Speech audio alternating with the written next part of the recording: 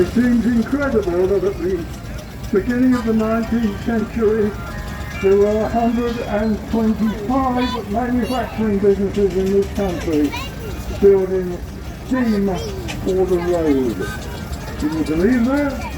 How many vehicle manufacturers have we got in this country now? Not a lot. More like assembly. But that was not 200 years ago really.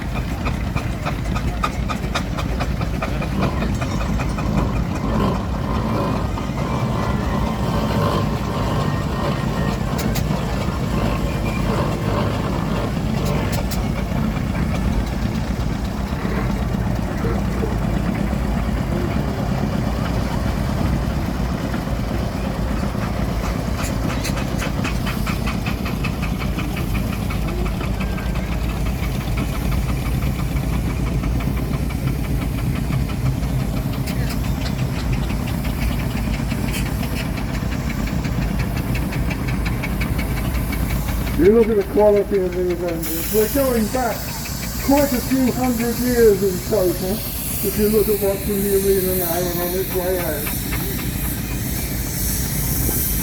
Obviously they're not the same bits that were put on the engines when they were first built. When you're looking at a steam engine, you're looking at something which is decomposing before your very eyes. Metal rust, we all know about that. Well, rust and decay is a big thing on a steam engine because it's out there in all weathers, it gets wet internally, externally, it's subject to heat, extremes at both ends of the heat spectrum, so your metal's constantly expanding and contracting. It's also being subjected to the acid which burns out in some of the coal fuels. So there's rust and there's decay on all steam engines. That has to be remedied because otherwise they're not safe to use, because that 125 pounds of pressure we were talking about earlier will blow its way out of the boilers. Now just imagine it, just for a minute, you know, if you've got a minute, imagine this engine that's coming towards us now. Imagine it blows up. Have you ever seen what happens in an explosion? Well, that engine will suddenly turn into lots of little sharp bits of red hot metal, and it would clear the whole side of this arena, and probably a good chunk of that side as well. And it would even blow the microphone out of my hand. It was awful. But that is what won't happen in this country, because every one of these engines has its regular boiler check and its regular pressure check. It's like a double MOT. Everything is checked, and it's checked absolutely thoroughly. And that's every steam engine that you see, even the miniatures are subject to boiler check, because they're running on pressurised steam. The engines you'll see on some of the big steam fairs you go to, you'll see that the roundabouts and some of the rides are driven by an engine in the centre of that ride, those engines have to be steam checked, have to be boiler pressure checked as well. The safety is absolutely paramount. But it's one of those features that means that engines are constantly being rebuilt. The tubes in the boiler wear out. They get hot and cold very quickly. They get wet most of the time, so they rust. The boiler has to be retubed. And the boiler has to be repaired, and the boiler has to be reclad. Underneath that metal around the outside of the boiler, that's the nice tricky bit, you know. On this ransom here, look at these lovely brass bands around the boiler. Well, it's all very tricky, isn't it? And it gives you somewhere for the manufacturer to put their name. You know, they were proud of that. They certainly should have been. There's the engine on the top. We've been through all this. You can tell that's the engine because the paint's peeling off it, because it gets confounded hot up on that. So there is a working steam locomotive, and it works, and you've seen it working around the showground today.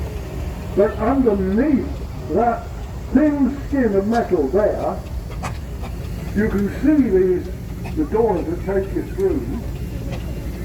But underneath, just like a ship's boiler, underneath is a woodwork. All part of the insulatory part of it, and all part of the boiler formation. It's all part of the safety, and it's all part of the efficiency. Because insulation means efficient conservation of heat. We all know about that with our homes today. It's exactly the same. Now, that one is a twin single cylinder. Single cylinder. This is a single cylinder steam engine. What year? 1918. First World War, single cylinder steam engine. So there's only one cylinder in there doing all the work it does. Some of the steamers we've seen on the show going around this morning would have been twin cylinders. So that's a single cylinder. Think of all that energy there. 1918, and this engine is still here today. And it's still here today because of the owners, because of the enthusiasts who keep it on top of all these regulations and on top of everything that has to be looked at and regularly maintained to keep that engine on the road. Just to be, and this is an agriculture, it's pretty well a basic steam engine. None of the fancy twiddly bits that you get on the Chinese engines with winches, generators, and all the extras.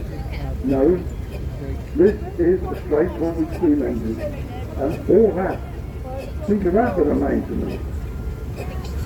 It's an ongoing labour of love. It's like owning a stable full of horses, it really is. You've got to keep on top of it.